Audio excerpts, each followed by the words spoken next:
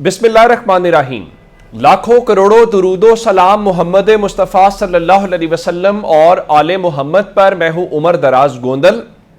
Justice Yahya Afridi साहब जब बतौर चीफ जस्टिस आए तो उन्होंने इस्लामाबाद हाई कोर्ट के जो 6 खत लिखने वाले जजेस हैं उनके साथ भी मुलाकात की और इसी तरीके से उन्होंने पाकिस्तान भर से जो मातहत अदालतें हैं उनके जजेस को भी बुलाया।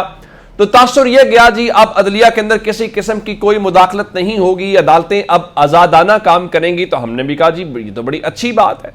अब मैंने ही आपको बताया था और मैंने आपको बताया था कि जो पहले अदालत ने फैसला सुनाना था 23 दिसंबर को, वो 23 दिसंबर से 6 जनवरी के पास चला गया। फिर आज मुख्तलिफ जजेस कह रहे थे नहीं ये 6 जनवरी को भी नहीं सुनाया जाएगा, ये ताखीर का शिकार हो जाएगा। अब गैर सरकारी तर्जुमान है हसन अयूब जो रावी के नाम से भी पहचाने जाते हैं, उन्होंने आज ये अगली तारीख भी बता दी और अंदाजा लगाइए कि इससे पाकिस्तान का जो अदालती निजाम है उसकी क्या सूरत हाल है। उन्होंने लिखा जी 190 मिलियन पाउंड केस का फैसला 6 जनवरी को भी नहीं सुनाया जाएगा। फैसला तहरीर करने में मजीद 8 से 10 दिन लग सकते हैं, यानी फैसला 13 या 14 जनवरी को आ सकता है। यानी अब एक चीज तय हो गई कि 6 जनवरी को फैसला नहीं आ रहा या 13 या 14 जनवरी को आएगा। और उसकी वजह क्या बताई जा रही है कि जज साहब अभी फैसला लिखने में मजीद जो है उनको 8 से 10 दिन लग सकते हैं। सवाल यह है कि यह फैसला जज साहब ने ही लिखना है। और फिर एक और बात है कि क्या यह बात जज साहब को बता दी गई है कि उन्होंने फैसला 13 और 14 जनवरी को सुनाना है, या फिर अभी सोशल मीडिया पर ऐलान हुआ है और जज साहब जो हैं उनको भी पता चल जाएगा। इससे पाकिस्तान के आप अदालती निजाम का जो रही सही साख थी वो भी खत्म हो गई है। अब जस्टिस याह्या अफरीदी साहब ने बताना है कि पाकिस्तान की जो जुडिशरी है वो क्या किसी और के इशारों के मुताबिक चलती है, किसी और के मफादात का तहफ़्फ़ुज़ करती है, या फिर इंतजार किया जा रहा है कि इस्लामाबाद हाई कोर्ट के अंदर आप जो एडिशनल जजेस हैं उनकी अपॉइंटमेंट कर लें तो उस अपॉइंटमेंट के बाद या उसके करीब तरीन फैसला सुनाया जाए और फैसला सुनाने के बाद यह मामला चले। या फिर इसको यूं लिया जा रहा है कि अगर 13 या 14 जनवरी को आपने फैसला सुनाना है तो इसका मतलब यह होगा कि आइंदा 5-6 दिन के अंदर अमेरिका के अंदर जो आने वाले सदर हैं वो अपने ओहदे का हल्फ उठाएंगे। तो क्या इस हवाले से कुछ जेस्चर दिया जाना मकसूद है? क्योंकि हसन अयूब भी कह रहे थे कि जी इमरान खान बरी भी हो सकते हैं। तो यह भी एक सवाल बहरहाल अपनी जगह के ऊपर है, लेकिन बहरहाल यह बात तयशुदा है कि अब हमें जरूरत नहीं है जजेस को देखने की, हमें जरूरत नहीं है बेंच को देखने की। अब अच्छी बात यह है कि मैं तो पहले भी कह चुका हूं कि हुकूमत को चाहिए कि वो एक तहरीरी स्टेटमेंट जारी कर दिया करें, एक प्रेस रिलीज जारी कर दिया करें कि यह फैसला होगा, यह फैसला हो सकता है या ये हम चाह रहे हैं, ताकि लोगों को उसको समझने में आसानी हो। अब सुप्रीम कोर्ट से जुड़ा हुआ एक और मामला सुन लीजिए, वो ये है कि जस्टिस अमीनुद्दीन खान जो आईनी बेंच के सरबराह हैं, उनकी जब सुप्रीम कोर्ट में तैनाती की गई थी तो उस वक्त उनकी तैनाती आउट ऑफ टर्न थी, यानी उनकी बारी नहीं बनती थी और जो सीनियरिटी का प्रिंसिपल है उसको भी मद्देनजर नहीं रखा गया था। तो उनके खिलाफ उस वक्त जो साबिक chief justice Peshawar high court हैं वकार सेठ साहब, उन्होंने इस तैनाती को चैलेंज किया था क्योंकि उनका यह राइट बनता था सुप्रीम कोर्ट में आना, एलिवेट होना, लेकिन उनको एलिवेट नहीं किया गया था। तो इनको लाया गया जो अब माशाल्लाह से एक असासा साबित हो रहे हैं। तो जनाबे अमीनुद्दीन खान जो आईनी जहन है, जिन्होंने अपने आप को वोट देके आईनी बेंच के सरबराह बने हैं, तो जस्टिस जमाल खान मंदोखेल जो है वो 6 जनवरी को चैम्बर में अपील पर समाअत करेंगे। अब इसका मतलब यह हुआ कि वो आईनी बेंच जिसके सरबराह जस्टिस अमीनुद्दीन खान है और उसका हिस्सा है जस्टिस जमाल खान मंदोखेल, तो जस्टिस जमाल खान मंदोखेल उनका फैसला करेंगे कि आया उनको सुप्रीम कोर्ट के अंदर होना चाहिए था कि नहीं होना चाहिए था। अच्छा जी, इससे हट के अगली बात तहरीक इंसाफ के मुज़ाकरात कि तहरीक इंसाफ के मुज़ाकरात हो रहे हैं, नहीं हो रहे हैं तो उसमें से क्या निकल रहा है। अब क्या कहते हैं कि इरफान सिद्दीकी साहब फरमा रहे हैं जी तहरीक इंसाफ अगर तहरीरी तौर पर मामलात नहीं लेके आती तो मामलात मुश्किलात का शिकार हो सकते हैं। फिर राना सनाउल्लाह कहते हैं जी पाकिस्तान तहरीक इंसाफ ने तहरीरी मुतालबात क्यों नहीं दिए, मुझे उसकी वजह मालूम है, और सीनियर जो 3 जजेस हैं उन पर मुश्तमिल जुडिशल कमीशन के मुतालबे के पीछे लंबी कहानी है।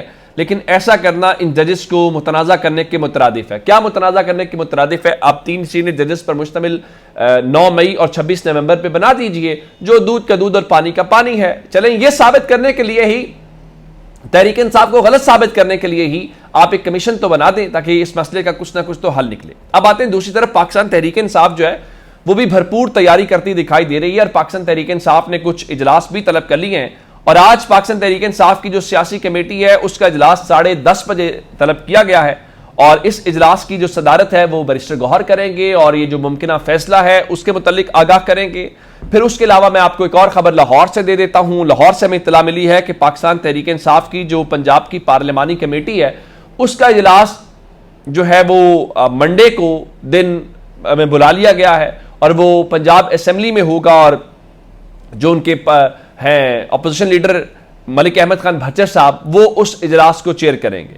तो अब तहरीक इंसाफ भी धड़ाधड़ इजलास बुलाती हुई दिखाई दे रही है। अब उन इजलासों को बुलाने की क्या वजह हो सकती है, यह भी एक दिलचस्प मामला है। दूसरी तरफ शहबाज शरीफ जो है वो उनके हुकूमत के हवाले से या बाकी चीज़ों के हवाले से जहां बहुत सारी बातें हो रही हैं तो उनके मुतालिक बताया गया जी उन्होंने अपनी काबीना में तौसी का फैसला कर लिया है। 8 से 9 वजीर रखे जाएंगे और हनीफ अब्बासी का नाम भी आ रहा है, वो मुबारक ज़ेब का नाम भी आ रहा है। तो इन लोगों को बताया गया जी मजीद जिम्मेदारियां देंगे। जाहिर है ये आप मुख्तलिफ जो लोग हैं उनके नवाजेंगे तो ही सबको एहसास होगा ना कि आपकी जो खिदमात है उनको किसी ने जो है वो इग्नोर नहीं किया बल्कि आपको अच्छे नोट के ऊपर समझा और परखा जा रहा है। फिर इंटरनेट के हवाले से मैं आपको कल से बता रहा हूं कि इंटरनेट को बंद किया गया था, फिर आज सुबह से एक तब्दीली पाकिस्तान के अंदर में देखने को मिली है और वो तब्दीली ये है कि जनाब जो ट्विटर है पाकिस्तान के अंदर या जो एक्स की सर्विसेज हैं वो चल रही हैं और वो बगैर वीपीएन के चल रही हैं। अच्छा, एक चीज़ मैं आपको ज़रूर बताऊं,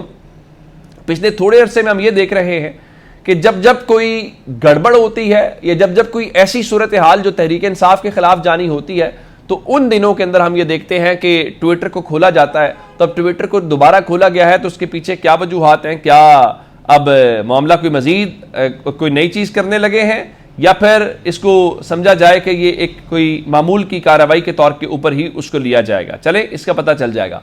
अब एक कुरम वाली सिचुएशन है और आप जानते हैं कि मैंने आपको बताया था कि काफिला वहां पे जा रहा था और उस काफिले के हवाले से उसके ऊपर हमला हुआ और जो डीसी साहब हैं उन डीसी साहब के जख्मी होने के मुतालिक बताया गया और जावेद महसूद जो हैं तो उनको बताया गया है कि वहां से अस्पताल से सीएमएच मुंतकिल किया गया और अब उनको हेलीकॉप्टर के जरिए जो है पेशावर सीएमएच मुंतकिल किया जा रहा है। बताया गया कि उनकी कुछ सर्जरी वहां पे होनी है।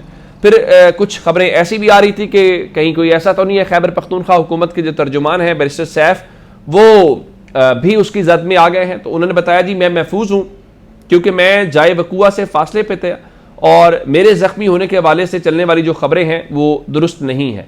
इस दौरान अब बयानात जो हैं वो आ रहे हैं और पंजाब हुकूमत कह रही है जी खैबर पख्तूनख्वा हुकूमत की जो सूबाई रिट है वो खत्म हो गई है और सूबाई हुकूमत का फोकस सूबे पर कम और अडियाला जेल के कैदी पर ज्यादा है। अली अमीन को 2 माह में एक मरतबा भी कुरम जाने की तौफीक नहीं हुई और 12 साल केपी के अवाम जो है उनका मेयार जिंदगी का ग्राफ नीचे आ गया है। ये पंजाब की जो वजीर इत्तलात अज़मा बुखारी हैं ये उनका रद्द-ए-अमल है।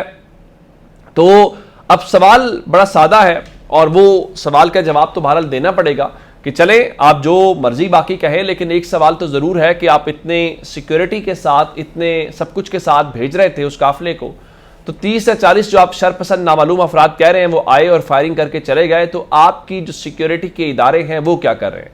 कहीं ऐसा तो नहीं है सबके बीच में पाकिस्तान तहरीक इंसाफ के हवाले से उनको खैबर पख्तूनख्वा में आने वाले दिनों के अंदर कुछ मुश्किलात का सामना है और ये किसी खास ऑपरेशन या कोई खास एक्टिविटी को लेके जो है वो एक माहौल बन सकता है। इस पर भी जरूर नजर रखिएगा। अपना बहुत सारा ख्याल रखिएगा। खुदा हाफिज।